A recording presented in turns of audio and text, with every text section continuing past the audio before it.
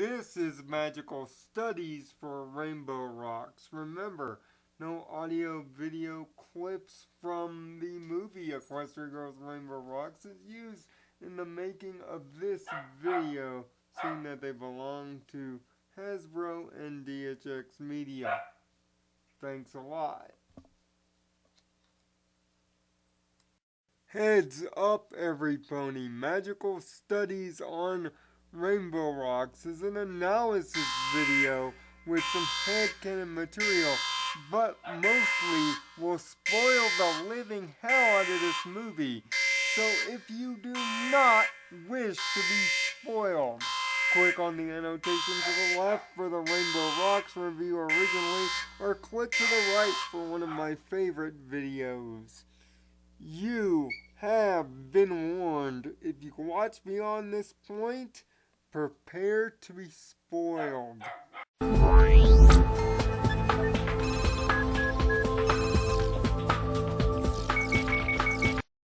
Welcome, every pony, to Magical Studies.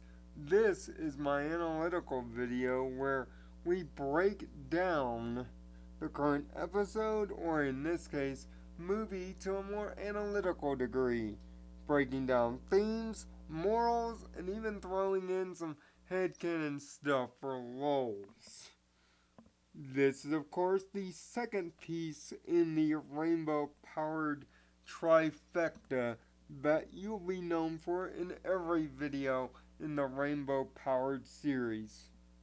So, to start with Rainbow Rocks, let's talk about the villains, or more specifically, what they are. The Sirens.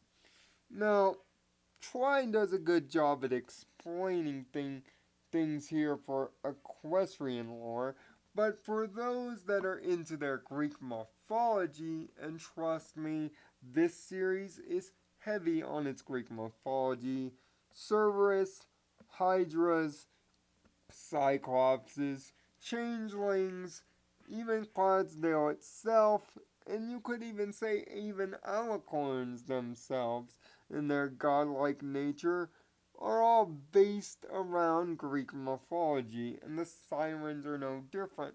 More specifically, the tale The Odyssey from Homer, or Jason and the Argonauts too, if you really want to get down to it.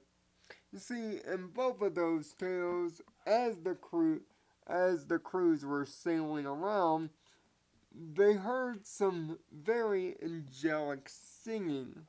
This singing had an almost hypnotic vibe, thus brought in the sirens, a group of three creatures who would use their angelic singing and their sexual temptations to lure sailors into staying with them, and ultimately to their deaths, using mental manipulations such as fears, intimidations, or even hatreds or disharmonies among the crew. Now, if you look at the Dazzles, they fit this archetype almost dead on perfectly, with their hypnotic singing voices in perfect harmony, their angelic looks, and especially Daggio's way of super manipulation.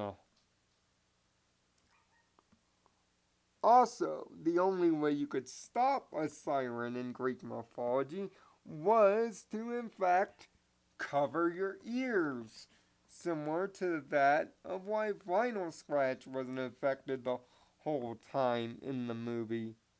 Or to break the temptation mentally by remembering where you are and who your friends are. In other words, breaking the siren's illusions.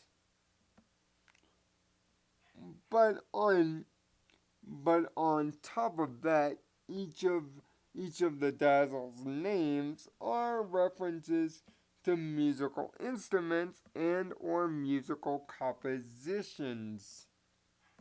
But of course, you could figure that out, and it's not the first time. And seeing that this is a musical movie, it fits rather wonderfully.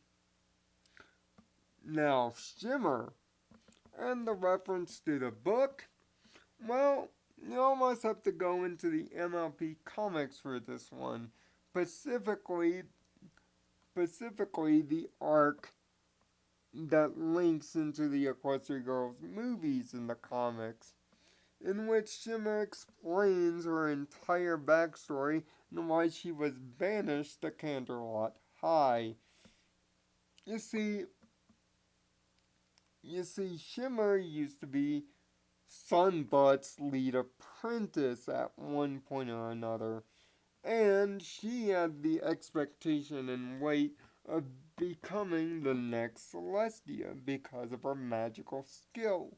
But because of her impatience and lack in learning about friendship or any of that mess combined with the overarching expectation, she ultimately cracked.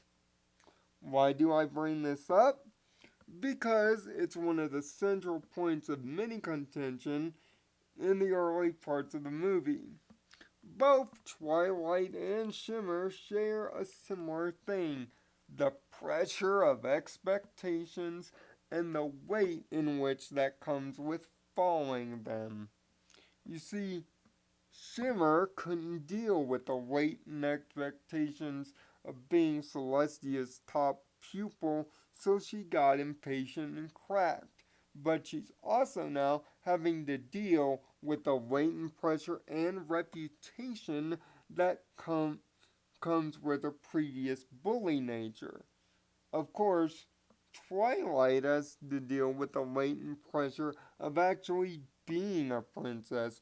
On top of that, the way that the group, most notably Spike, talks about her, she's the essential problem solver, able to come up with just the right answer at just the right time because of who and what she is, and having to live up to that expectation and having the weight of creating an entire musical composition, something she doesn't know, is causing extreme pressure and stress upon my favorite princess. But on top of all of this is the weighted expectation that the world is once again, as always, for the sixth time already in the pony canon, at stake once again, and she can't afford to fail.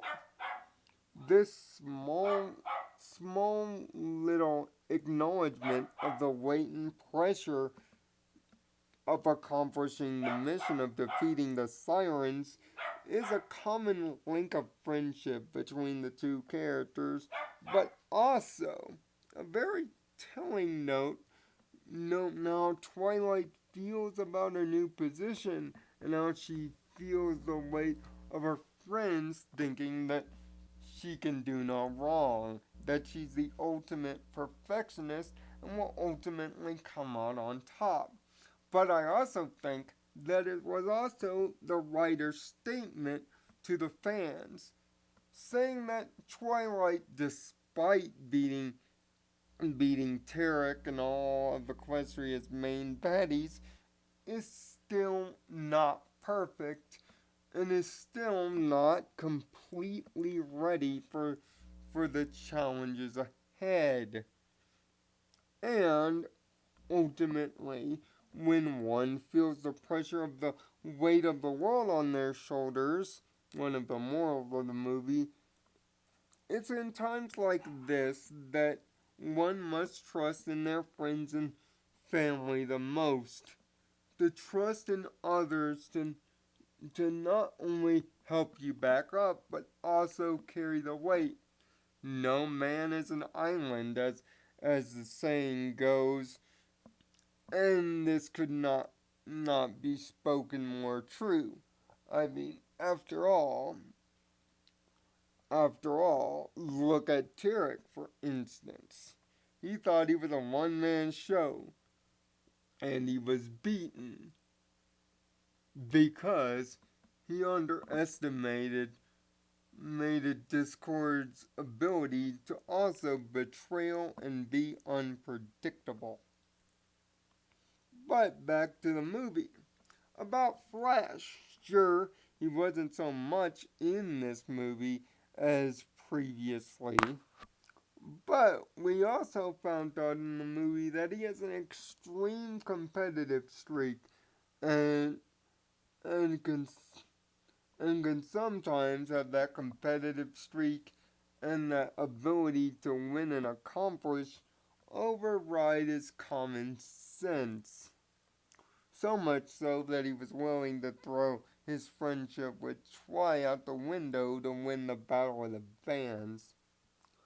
But also, the fact that it was turned into a Battle of the Bands is even with the Dazzle's manipulation proves that even in the most harmonious of situations, the spirit of competition can harbor hidden hates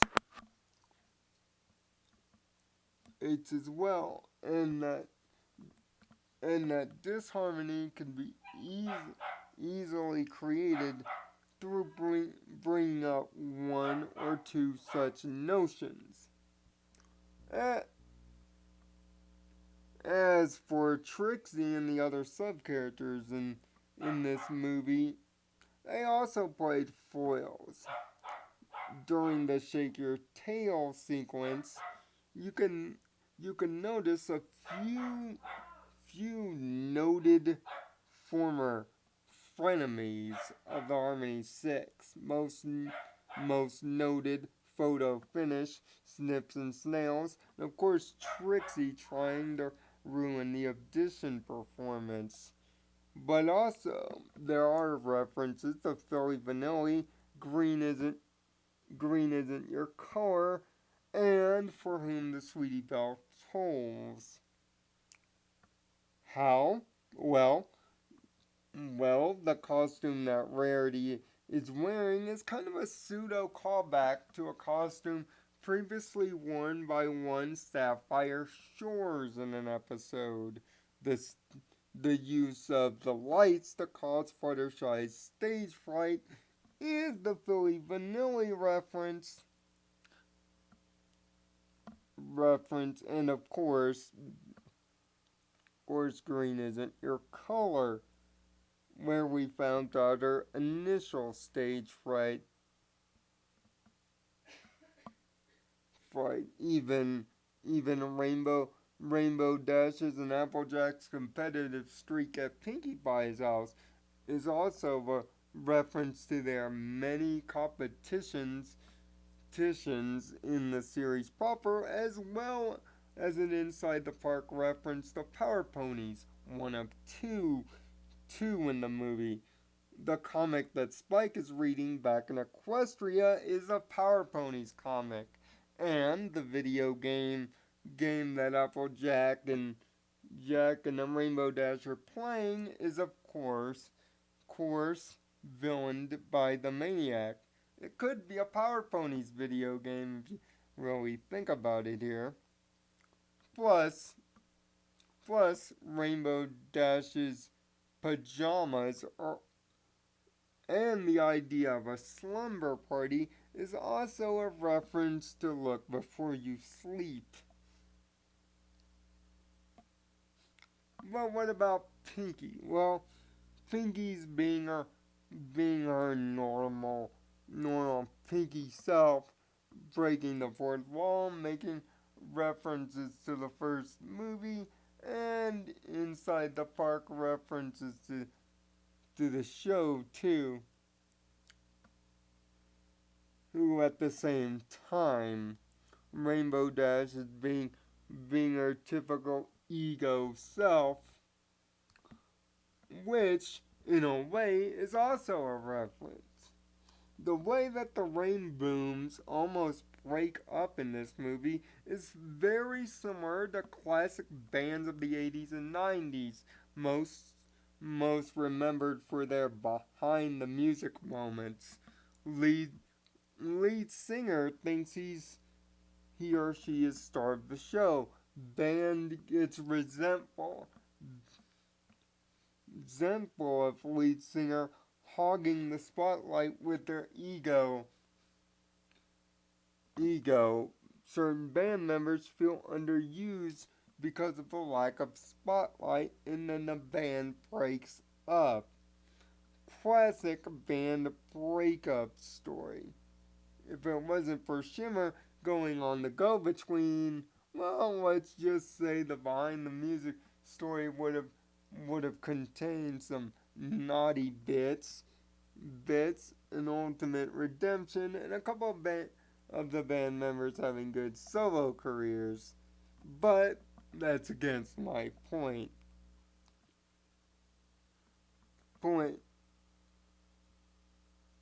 As as well as the overarching idea that friendship is magic no matter where you are, and that anybody can change despite what they have done before and redeem themselves,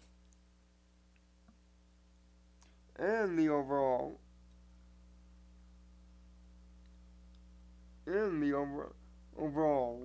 lesson of the movie is that true friendship often happens when you pick somebody up that was once down. There is one final notion: the law of dimensions. Oh, this is a big one. Now, if you're a fan of sci-fi television, My Little Ponies, like myself, then you would know this. Here's the law of dimensions explained. Ahem. In any two parallel dimensions, two of one person cannot simultaneously exist in the same place at the same time.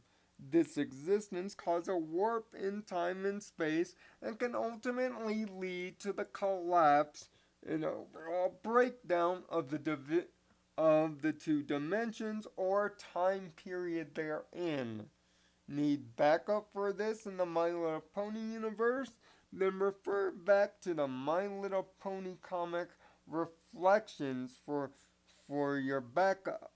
In Reflections, our Princess Celestia goes through a normal Equestria Girls like mirror to another dimension where the elements of harmony and herself and Luna are straight evil. And Samra is a straight good guy. She falls in love with the good guy Samra, going back and forth and having more dimensional action in between all the events. On This causes the dimensions to break down and ultimately blend together. See also Digimon for an explanation on how dimension planes work.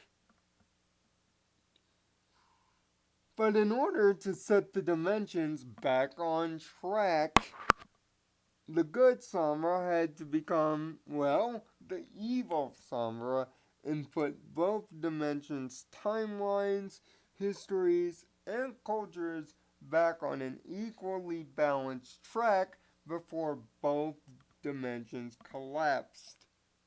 Why am I bringing this up? Well, if you saw the last scene at the end of the credits of Rainbow Rocks, you know why. Because now there's two tries.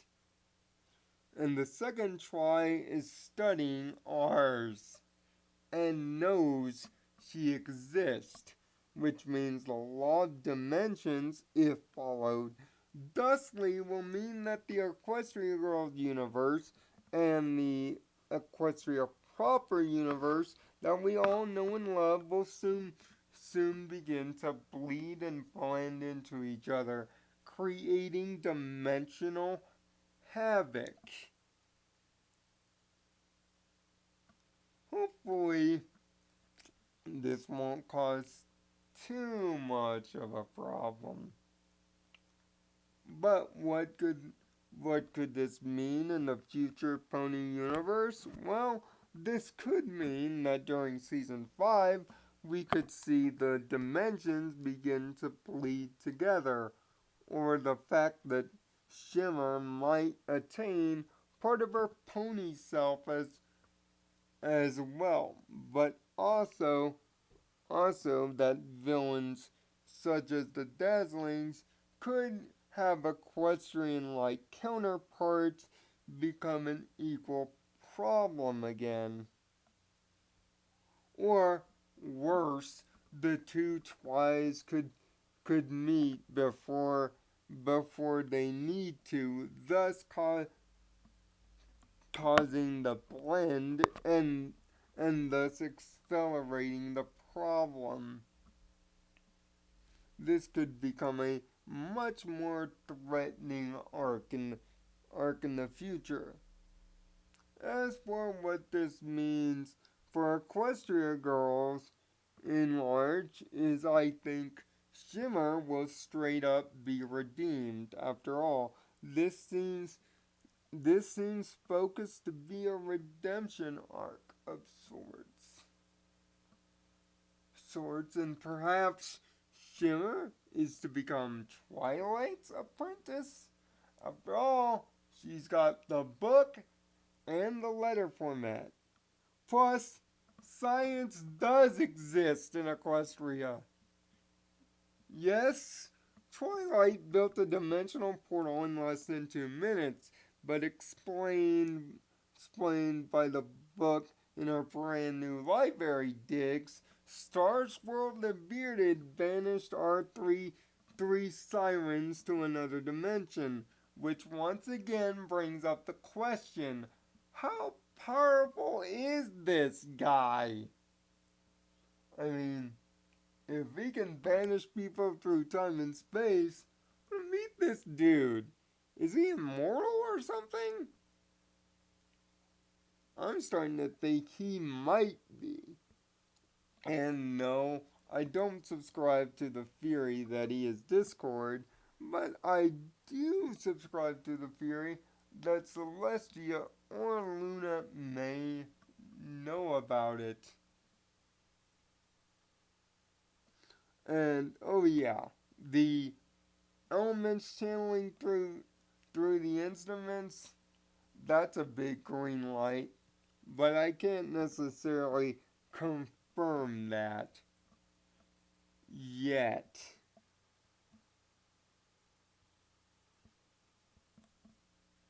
And yes, Transformers reference.